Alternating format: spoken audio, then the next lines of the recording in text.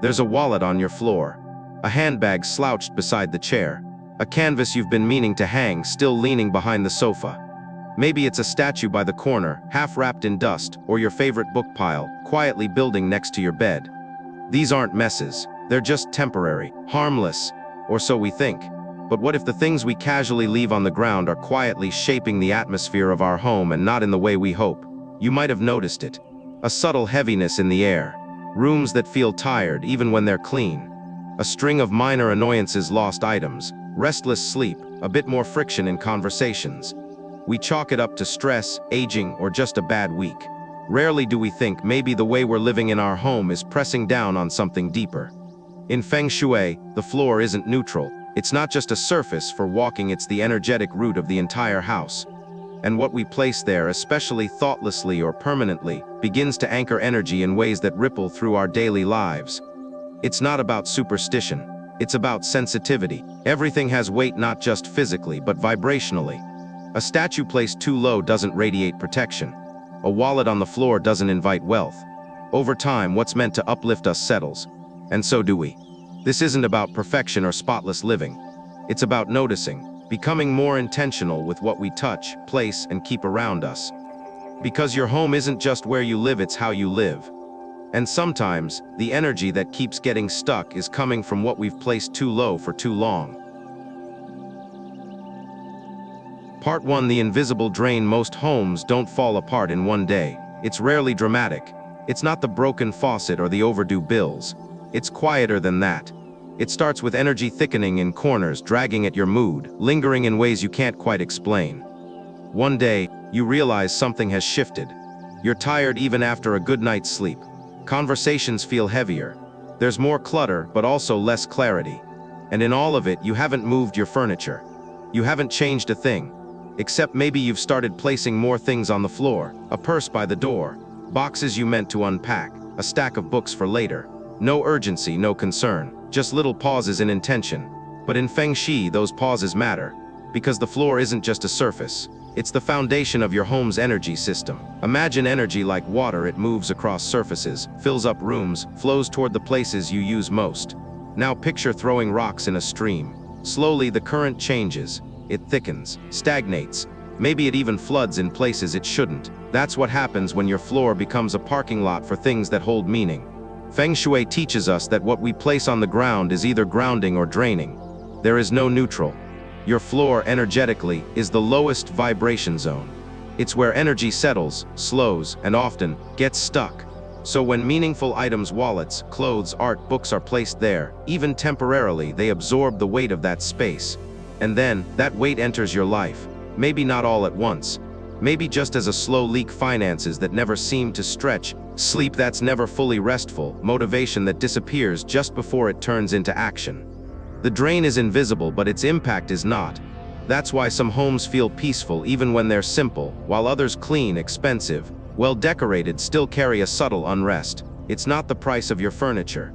It's the placement of your energy. When you leave energy too low for too long, your life begins to reflect it. You tolerate things that used to bother you. You stay in patterns that used to make you restless. You forget what it felt like to move freely in your own space. This isn't about guilt. It's about awareness. A simple shift, elevating what matters, noticing what's been ignored, can restart the flow. Because what's beneath your feet has more power than you think. And if you want your life to rise, sometimes you have to begin by lifting what you've unconsciously allowed to sink. Part 2: 6 things that drain energy when placed on the floor. 1. Wallets and bags. It usually starts with a sigh. You walk in, tired from a long day. You drop your purse by the front door or toss your wallet onto the floor next to the couch. It's not carelessness, it's habit, a moment of relief. One small decision you've made 100 times, maybe more. But here's the truth: how we treat our wallet, how we place our bag, is not just about storage. It's a reflection of how we hold our financial energy. And often, what looks like convenience becomes a quiet leak. In Feng Shui, the wallet is more than a money holder. It's an energy vessel. It carries not just currency, but your relationship with abundance, self-worth, trust in flow. And every time it's placed on the ground, especially near entryways, under chairs, or in forgotten corners, it absorbs the lowest, heaviest energy in your home. The floor, as we've seen, is the zone where energy collects, slows down, and becomes stagnant. So when your wallet or bag touches that space, your financial energy starts to operate from a lower frequency. Think about how that plays out in real life. Have you ever felt like money comes in but disappears just as quickly? Like you're working hard yet never feel truly secure? Or that no matter how much you budget, something always interrupts your plans, a sudden expense, a forgotten bill, an unexpected repair? It's not always about poor money management. Sometimes it's about how your home reflects your inner energy habits. Oprah Winfrey once shared she keeps her handbags in a velvet-lined cabinet, not because of wealth but because of intention. She treats them with care, and energy responds to care. When you respect the vessel, you protect the flow. The same applies to your own wallet. Whether it's made of leather or canvas, designer or simple, what matters most is how you handle it. Is it crumpled, overstuffed with old receipts, tossed around carelessly? Or does it have a home, a clean, elevated place where it can rest with dignity? Many financially stable people have quiet rituals. They clean out their wallet once a week, smooth their bills, place it in a drawer or a shelf, not out of superstition, but as a way of affirming value. Not just of money but of themselves. When you begin to lift your wallet off the floor, you're also lifting your financial self-respect. You're saying, I honor what supports me. I recognize flow when it enters, and I'm willing to keep it clean and clear. The same goes for handbags. A purse is more than an accessory. It carries pieces of your daily life, your phone, keys, medicine, lipstick, maybe even a letter you never mailed. It holds energy. And when left on the floor, especially near areas of movement, it picks up everything: scattered tension, noise, distraction. Over time, that energy follows you, into your mood, into your decisions, into how grounded or ungrounded you feel. There's a story from a retired Wall Street investor who once said the first thing he taught his interns wasn't strategy. It was to never put their briefcases on the floor. If you place the tools of your trade at your feet, he said, don't be surprised when others walk over your value. It stayed with me. Because even in high-functioning environments, energy habits matter. Placement speaks louder than intention. So here's a simple shift: pick a spot for your wallet and bag. It doesn't have to be fancy. A drawer by the bed, a tray on the entry table, a small shelf in the closet. Make it a ritual, even if it's only 10 seconds a day. Create that boundary between what carries your life and where your life rests. Because when you place your wealth energy on the floor, you unintentionally invite it to scatter. And when you lift it with care, you allow it to stay, grow, and support you from a higher place. One small change, one step up, that's all it takes to shift how money feels in your life. Not louder, not more stressful. Just more aligned with who you are and how you choose to receive. 2. Paintings and calligraphy. There's a painting you love, still leaning against the wall. Maybe it's waiting for the right hook, or you just haven't had time. It could be a print you picked up on a trip, a canvas from a loved one, or a piece of calligraphy that once meant something but now it sits behind a shelf, tucked in a corner, gathering quiet dust. It's not neglect. Life gets busy. But in Feng Shui, how we treat art, especially meaningful art, says more than we realize. Because paintings and calligraphy don't just fill a wall. They hold energy, intention, and silent guidance. And when we leave them on the floor, we leave that guidance behind. In energy terms, artwork represents the soul of a space. It carries imagery that stirs emotion, color that shifts atmosphere, symbols that awaken parts of us we don't always speak of. A rising sun brings motivation. Flowing water invites prosperity. Words of wisdom bring mental clarity. But none of that activates when the piece lies on the ground. Instead of lifting energy, it begins to sink it. Slowly, quietly, until a space that once felt alive starts feeling dull. There's a kind of sadness that lingers in homes where art leans, not hangs. It's not just visual imbalance, it's a spiritual one. In Feng Shui, when you place something meaningful on the floor, especially long-term, you're not just lowering its physical height, you're lowering its energetic impact. Imagine someone gifting you a compass and you never take it out of the box. That's what happens with art that never makes it to the wall. It becomes a silent potential, unrealized, unexpressed. And here's the deeper truth: art on the floor reflects something inward. A delay in claiming your voice. A hesitation to take up space.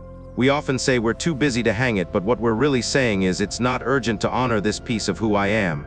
That becomes a pattern. Delay, defer, disconnect, and over time, those feelings bleed into other parts of life: decisions postponed, intuition ignored, inspiration dulled. There's a story I once heard about Michelle Obama. In her first weeks at the White House, she took time to personally oversee the placement of artwork in her private quarters. She wasn't choosing the most expensive pieces, she was curating energy. She wanted every room to speak back to her, remind her of beauty, strength, heritage. That's not decoration. That's design for the soul, and it begins with one decision: art does not belong on the floor. Even worse is when we place sacred pieces, spiritual calligraphy, family blessings, meaningful quotes on the floor thinking it's temporary. But the energy doesn't hear temporary. It only knows vibration, and if a blessing sits underfoot, the blessing becomes muted. When intention sinks, results follow. What's the shift? It's not about filling every wall. It's about honoring what you choose to keep. If a painting isn't meant to be hung, pass it on. But if it holds purpose, lift it. Elevate it, not just physically, but emotionally. Choose a spot. Light it well. Let it carry the energy it was made to carry. Even a small piece, hung with intention, can change the feeling of an entire room. And if you've forgotten why you kept it, look again. Maybe it's time to reconnect. The same way you wouldn't leave a treasured book face down on a wet floor, don't leave your inner voice waiting behind a sofa. Because at its core, Feng Shui isn't about making your house look a certain way. It's about how your space speaks to you and through you. A painting that rises becomes a mirror. A phrase that hangs at eye level becomes a daily prayer. And when your walls begin to reflect your values, your space begins to hold you in a way the floor never could. So tonight, walk through your home. Notice the pieces you meant to lift. Ask yourself, what wisdom have I left resting too low for too long? 3.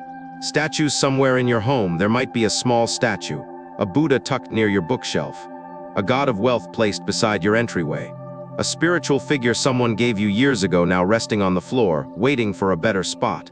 And while it may seem harmless, just one more item to deal with later, what that statue symbolizes and where it sits matters more than most people realize. Because statues are not just decorations. In Feng Shui, they are energetic focal points. And when we place them on the floor, we do more than create a visual imbalance. We suppress their energy, and often our own. Statues, especially spiritual ones, represent values, guardianship, inner strength. A Buddha is not just a figure, it's a frequency of stillness and clarity. A wealth deity is more than luck, it's a mindset of receptivity and flow. These pieces carry archetypal energy, and energy, like water, needs elevation to move freely. When you place a statue directly on the ground, particularly in dark corners or near heavy objects, it's like inviting a wise guest into your home and asking them to sit by your shoes. It may not seem rude in a practical sense, but energetically, it lowers the power of the very symbol you're trying to honor. You may have noticed it without realizing. A space where a spiritual statue lives on the floor often feels heavy, uncertain, or oddly disconnected. Maybe things break more often there. Maybe you find yourself forgetting things, feeling scattered, or even avoiding that corner. It's not superstition, it's spatial feedback. The home is always speaking.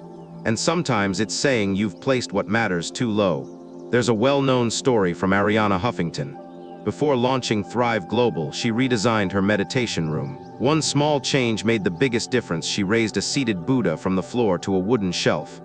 It changed the way I entered the space, she said. Suddenly, it felt like I was being received, not ignored. That's not just interior design. That's energetic posture. When a symbol of light is placed too low, the light can't reach. Think of a candle left on the floor behind furniture. Even if it's burning, no one sees it. No one feels it. The energy doesn't radiate, it gets absorbed by the weight of the surroundings. Statues work the same way. Their presence needs clarity, elevation, intention. It's not about religion. It's about respect for the energy you're inviting in. In Feng Shui, we say the higher the vibration, the higher the placement. This doesn't mean every statue belongs at eye level or on an altar. It means it deserves a space that allows its energy to circulate. A clean shelf, a raised platform, a dedicated corner with light. Even a small lift, a stone slab, a wooden base, a low table can shift how that energy shows up in your life. Why does this matter? Because our homes are subtle amplifiers. When you elevate something that symbolizes wisdom or prosperity, you're telling your subconscious, this is what I value. This is what I want more of. And the space responds. Conversations deepen. Distractions fade. A kind of clarity emerges, not loud, but unmistakable. Your environment becomes an ally. But the opposite is also true. When spiritual symbols are forgotten or misused, gathering dust on the floor, surrounded by clutter, they begin to echo neglect. And that echo shows up in your inner world. You feel less anchored, more reactive, less certain of your own path. Not because the statue has lost power, but because it's been positioned where power can't flow. So if you have a statue that matters to you, look at where it lives. Is it elevated? Is it visible? Is it surrounded by intention or by random objects? Don't overthink it, just notice. And if it feels wrong, change it. Gently, with care, maybe clean the base. Light a candle nearby, thank you, not out of ritual but out of realignment. You're not just lifting a statue, you're lifting a part of yourself. Because ultimately, Feng Shui is not about rearranging your home, it's about reawakening your energy. And sometimes, the simplest act, raising what you once left on the floor, is enough to remind the space and your soul that light belongs up, not down. 4. Books. You probably don't think twice about that stack of books on the floor. Maybe it's your current to read pile, a few journals from last year, or a cookbook you've meant to return to. They're not trash, they're not forgotten. Just waiting for a shelf, for time, for later. But here's what Feng Shui sees: knowledge left on the ground is wisdom losing its voice. Not because the book changed, but because where you place it changes the energy it holds. Books are sacred in every culture, not because of the paper, but because of what they carry. Experience, insight, questions that shape us, ideas that challenge us, dreams that remind us who we are. In Feng Shui, books are considered vessels of intellectual energy. They hold not just information but inspiration. And when they're left lying around, especially on the floor, that energy begins to sink, slowly, silently, until clarity becomes noise. Think of a library. It's not just the books that feel powerful, it's how they're treated. Shelved with care, lifted to eye level, surrounded by quiet light and air. That setting invites focus. That arrangement says knowledge matters here. Now compare that to a pile of novels on the floor of your bedroom. A few dog-eared magazines under your nightstand. Textbooks next to the laundry basket. It's not that you meant disrespect. But energy doesn't hear intention, it feels vibration. And the floor, energetically, is the lowest point. It's where things settle. When you put books there, especially long-term, you're placing your own learning, growth, and curiosity into a space of stagnation. That choice, repeated over time, often reflects something deeper. A pause in mental clarity, a dip in confidence, a quiet forgetting of how expansive your mind used to feel. There's a story from Maya Angelou's life that speaks to this. She once said she never allowed books to touch the floor. Not out of superstition, but out of reverence. Words are sacred, she said. You treat them with care, or they stop speaking to you. It wasn't about being neat, it was about being aligned. And when you align with what you value, everything around you starts to echo that respect. So what happens when you don't? When books pile up in corners, collect dust, or become invisible background noise, you may find yourself rereading the same sentences without absorption, struggling to stay focused, procrastinating on learning something new, even feeling mentally foggy or creatively stuck. It doesn't always mean something is wrong with you. Sometimes, your space is just mirroring back your mental environment. Especially in homes with children, this matters deeply.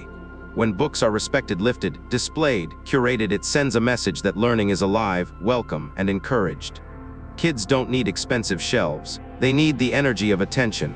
A single row of well-loved books on a clean surface can ignite more imagination than 100 thrown into a bin. And for adults, books are anchors. They hold the story of where you've been and the possibility of where you might go. When placed well, they uplift you. When ignored, they reflect the parts of you that have gone quiet. So what's the shift? It's simple. Elevate your books physically and energetically. Choose a small space, a tray, a basket, a shelf, even a bedside table. Keep it clean. Rotate titles. Let what you see remind you of what you care to grow. This isn't about becoming organized, it's about becoming intentional. When your books are visible and lifted, your mind rises to meet them. And if you're holding on to books that no longer resonate, let them go. Stagnant books create stagnant thought. Pass them on. Release the weight. Make room for new ideas, new voices, new versions of yourself. Because in the end, books don't just teach us with words. They teach us by how we hold them. On the floor, they lose light. On the shelf, they shine. And when they shine, so do you. 5. Clothes. There's a sweater on the back of a chair. A pair of jeans curled near the bed. A sweatshirt on the floor of the bathroom, left behind in the blur between night and morning. These things don't seem like a problem. After all, it's your home. You'll get to them eventually. But in Feng Shui, where you leave your clothes is a direct reflection of how you manage your personal energy. Not your style, not your appearance. Your energy, the quiet field around you that speaks long before you do. Clothes carry your imprint. They hold your warmth, your scent, your emotion. The shirt you wore on a difficult day absorbs more than sweat, it holds tension. Pajamas remember your mood before sleep. A jacket carries the weather of where you've been, and sometimes, the residue of who you've encountered. When you casually toss clothes on the floor or drape them over random surfaces, it may seem like nothing. But energetically, you're scattering pieces of yourself across the room. In Feng Shui, personal items are extensions of identity, and when those items are placed carelessly, especially in spaces associated with rest, like the bedroom, they begin to interfere with the energy you need to restore. It's why some people wake up groggy, even after 8 hours, or feel unmotivated the moment they step into their room. The space is full, but not with peace. It's filled with untended energy still swirling in the fibers of last night's clothes. This isn't about perfection. It's about intention. Oprah Winfrey, in an interview about her morning routine, once said she treats her closet like a sacred space. When I put something down, I ask, does it honor me there? It's a small question, but powerful. Because when you respect where your energy rests, your energy respects you back. Sleepwear is especially important. It's what touches your body when your guard is down.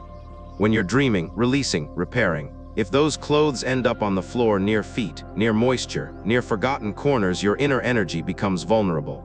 You may not notice it at first, but over time, the effects surface: restless sleep, emotional fatigue, a general feeling of heaviness that doesn't trace back to anything obvious.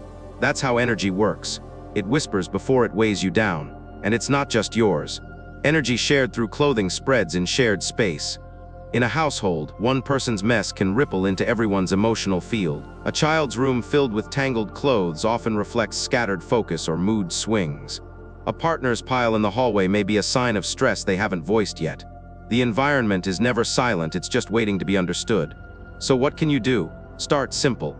Choose one chair, one rack, one drawer. Claim it as the place your clothes deserve to rest. If something's been on the floor for days, don't just pick it up, shake it out. Refresh the energy, let the fabric breathe. Fold with care, hang with intention, not because you should, but because you can. Because that small act says, I am present, I honor what's close to me. If folding feels like a chore, change the context. Light a candle, play soft music. Let the moment be about restoration, not just of the space, but of the self. This isn't laundry, it's energy hygiene. The same way you wouldn't sleep in a bed that hasn't been made in weeks. Don't let your energy rest in chaos. Even if you live alone, how you treat your clothes sets the tone for how you treat your presence. Are you scattered or steady? Neglected or noticed? It's not about being tidy. It's about being in tune. Because in the end, your clothes are more than what you wear. They're what wraps your energy. What holds you through moments of joy, loss, fatigue, and hope. And when you start treating them like they matter, your space softens, your rest deepens, and your energy finally gets to come home. 6. Rice is simple, quiet, unassuming. It sits in pantries across the world, tucked away in bags, jars, or plastic containers, waiting to nourish. In many homes, especially across Asia, rice is more than a food. It's a symbol of survival, of warmth, of family, of continuity. In Feng Shui, rice carries the energy of abundance, not just financial, but spiritual. It represents gratitude, labor, legacy. And where you place it says more than you think.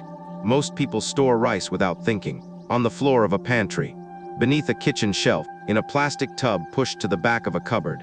It's not about convenience, it's about habit. But in Feng Shui, placing rice directly on the floor, especially in heavy, dark, or cluttered spaces, compresses its energy. And over time, that compression ripples through the household, subtly, gradually, until the feeling of not enough begins to echo in ways we don't expect. Rice, in energetic terms, is the anchor of nourishment. When it's placed low, hidden, or forgotten, the flow of supportive energy, food, stability, trust in life also becomes unstable. This doesn't mean you'll run out of money or miss meals. But you may begin to notice more strained. Groceries cost more than expected, meals feel rushed or disconnected, savings feel harder to build. It's not punishment, it's reflection, because how you store your nourishment often mirrors how you receive it. In traditional homes, rice is stored high, not for decoration but for reverence. A wooden shelf, a raised platform, a lidded clay jar with breathability. These aren't rituals, they're relationships, between people and the energy that feeds them. It's why, even in humble villages, rice is never tossed on the ground. It's lifted, covered, protected. That placement says we are grateful for what sustains us. There's a story from Japanese designer Marie Kondo, known for her spark joy method. In one of her interviews, she shared how she blesses her rice container before sealing it. Not out of superstition, but because food deserves gratitude. That small pause, hands over the jar, breath steady, infuses intention into something most of us overlook. And what happens to energy when it's acknowledged? It rises, it responds. Feng Shui reminds us that energy is quiet but never passive. When your rice is placed with care, clean, elevated, surrounded by order, it supports you back. You feel it in unexpected ways: peaceful meals, fewer food-related stressors, a subtle sense of fullness not just in your stomach, but in your spirit. And when it's left near the floor, absorbing dampness, dust, or clutter, that energy dims. Your home may look fine, but it feels like something's missing. Rice is also tied to ancestral energy. It holds memory. Generations of hands that planted, harvested, cooked, and served. That's why placing it on the floor doesn't just affect money or mood, it can quietly disconnect you from the lineage of resilience that got you here. Lifting rice is like lifting history and honoring it. So what can you do? You don't need to redesign your kitchen. Just start small. Raise the container, place it on a shelf, wipe the lid, clean the space around it. If it's been on the ground, relocate it gently. Maybe add a wooden board underneath or a clean cloth. These aren't aesthetic choices, they're energetic cues. They tell your home, I see what feeds me. I respect what sustains me. If your rice has been sitting low for months or years, don't worry. Energy is forgiving. It doesn't hold grudges. It shifts the moment you do. That's the beauty of Feng Shui. The moment you move something with intention, the flow begins to change. Meals feel different. Conversations around the table soften.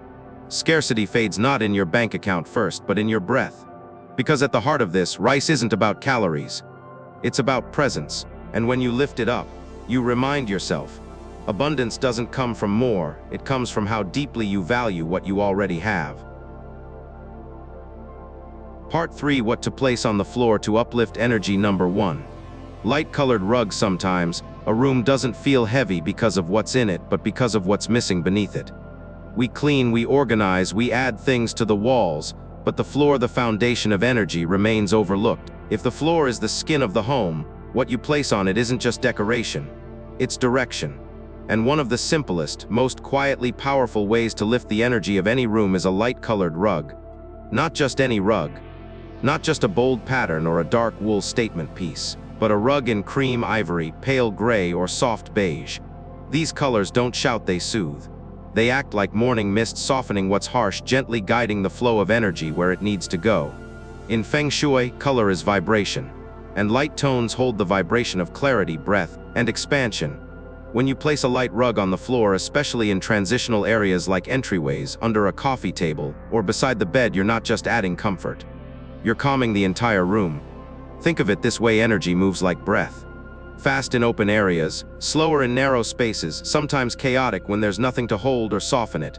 A light rug becomes that soft landing. It gathers, slows, balances. It invites rest. It invites connection.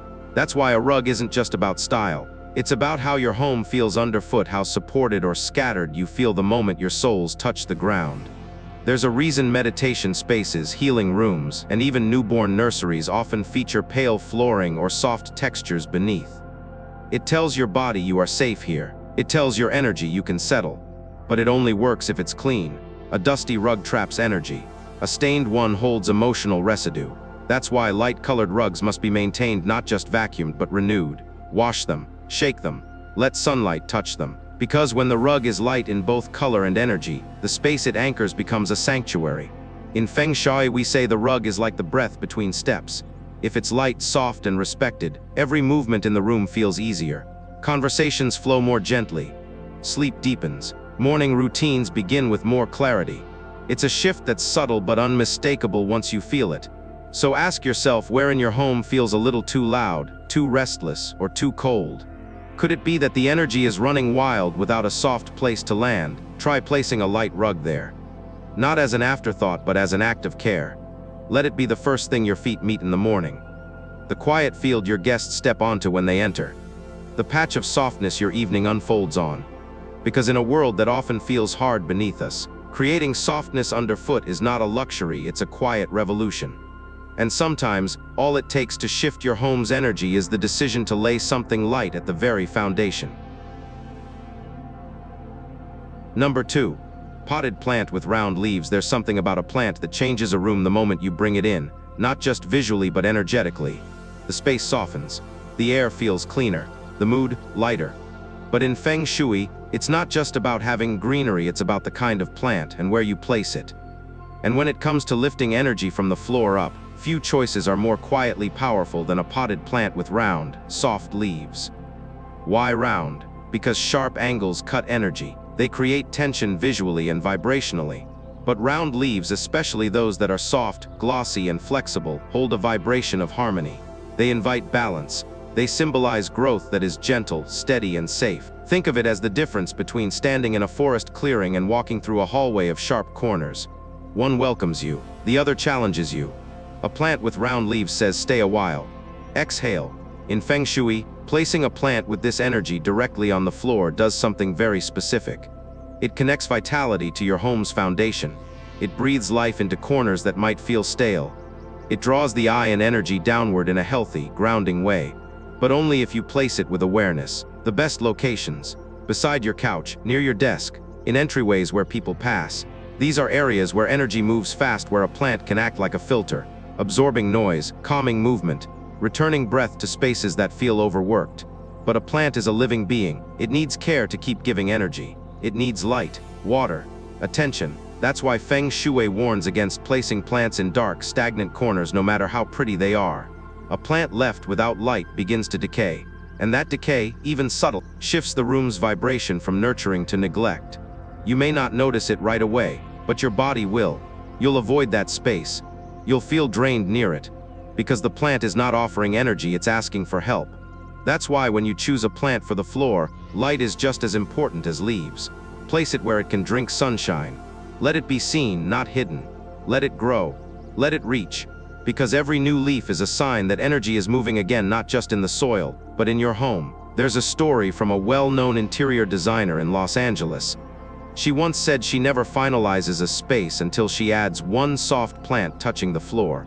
Not because clients ask for it, but because until there's life in the bottom third of the room, the space doesn't feel grounded. And she's right. A room can be beautiful and still feel off.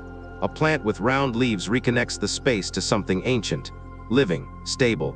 So if your home has a corner that feels dull, a hallway that echoes too much, or a room that feels cold no matter the decor, try a plant. Start with one. Place it low. Let its softness balance the structure. Let its curve remind you that not everything must be linear. Let it live, and in that living feel the energy rise. Number 3. Covered trash. Trash isn't something we want to think about. We toss it, close the lid, move on. But in Feng Shui, even the things we throw away carry energy. And how we handle that energy, how we contain it, where we place it has a deeper impact than we imagine. Among all the items we put on the floor, a covered trash can, placed intentionally, is one of the most underestimated tools for energetic hygiene. Here's the thing: trash is not inherently bad. It's just energy that has served its purpose. Used up food, worn packaging, yesterday's paper, it all tells the story of life unfolding. But when that energy isn't contained, when it lingers open, exposed, or ignored, it begins to leak. And those leaks show up in ways that aren't always obvious. A room that never smells quite right. A kitchen that feels slightly tense. A work area where focus comes and goes without reason. In Feng Shui, those symptoms often trace back to unmanaged energy exit points. And trash cans are one of the biggest. That's why the lid matters. A covered trash can act like a seal. It says, this energy is complete and it won't interfere with what's still in motion. Without a lid, old energy floats into new intentions. Even when you can't smell it, your home can feel it. That low-grade noise in the background. That slight irritation that builds over time. It's not always from people. Sometimes, it's from what we haven't properly closed. But there's more. Placement matters just as much. In Feng Shui, the kitchen is the center of nourishment and abundance, ruled by the fire element. Placing an uncovered trash can too close to the stove creates an energetic conflict. Fire wants to rise. Trash pulls energy down. When the two sit side by side, the message becomes scrambled. You may feel it as stress during meal prep, a lack of warmth around the dinner table, or even minor digestive or money-related frustrations that seem to come out of nowhere. The fix is simple: move the trash can slightly away from the stove. Choose a spot that's accessible but not central. Make sure the lid fits well. Clean the inside regularly. These aren't chores, they're rituals. Small ways of telling your space, "I'm paying attention." Because when you manage the exit points of energy, you protect the flow of everything that wants to stay. There's a beautiful principle in Feng Shui that says the clearer your release, the more generous your return. A well-managed trash system doesn't just prevent stagnation. It encourages renewal. It creates room for ideas, for food, for ease. And all it takes is one object placed with intention. So the next time you tie up the garbage bag, pause for a second. You're not just cleaning, you're closing an energy loop. And when you place that bag in a bin with a lid, in a space that doesn't compete with your fire or your focus, you're doing more than managing waste. You're honoring flow. Because in a well-balanced home, even the trash knows its place and the energy is all the lighter because of it. Part 4 Case Story: Steve Jobs and Empty Floors. When Steve Jobs moved into his Palo Alto home, he didn't rush to furnish it. For months, years, even his living space remained nearly empty. No clutter, no distractions. Just clean floors, white walls, and a few essential items. Many people thought it was strange. But Jobs wasn't waiting for the perfect couch. He was creating space for clarity. And in that space, something rare happened. His focus sharpened, his decisions became simpler, and his sense of vision deepened. What he left off the floor mattered just as much as what he eventually put on it. In Feng Shui, empty space is not emptiness. It's invitation. A clean floor is not an absence of furniture, it's a stage for energy to move. And Steve Jobs understood this in his own way. He once said, "Design is not just what it looks like and feels like. Design is how it works." That principle extended beyond his products. It shaped how he lived. A plant near a window, a low wooden table with a single bowl, a Buddha statue elevated, lit by morning sun. These weren't decorative choices. They were functional alignments. His floor didn't just reflect minimalism. It reflected mastery over distraction. We often assume that success is built by accumulation: more stuff, more noise, more presence. But often, the opposite is true. The more space you clear, the more energy you give yourself to respond. Jobs didn't just simplify his home. He protected the ground he walked on because he knew that floor energy shapes mental energy. And when your mental energy is clean, you build things that last. Most people fill their floors with what's convenient: boxes, cords, laundry baskets. But imagine if, like Jobs, you used your floor as a message to yourself, to your future, to what matters. You don't need to strip everything away. You just need to lift what doesn't align, create space that breathes, give room for ideas to rise, and let energy move without bumping into forgotten clutter. Because sometimes the clearest thinking doesn't come from adding something but from finally letting the floor speak. In silence, in light, in the powerful stillness of enough. Maybe as you watch this video, you began to remember things in your own home. A bag left by the bed, a painting still resting on the floor, a statue near the shoes. Maybe it all seemed small at first, just everyday details. But now, you see what those small things were saying. "This can wait, this doesn't matter, I'll deal with it later." And sometimes that message starts to echo inward. But here's the truth: energy doesn't wait, it flows. Or it doesn't. And what we place low in our space often pulls low in our spirit. Not out of punishment, but out of reflection. Everything you saw in this video wasn't about superstition. It was about sensitivity.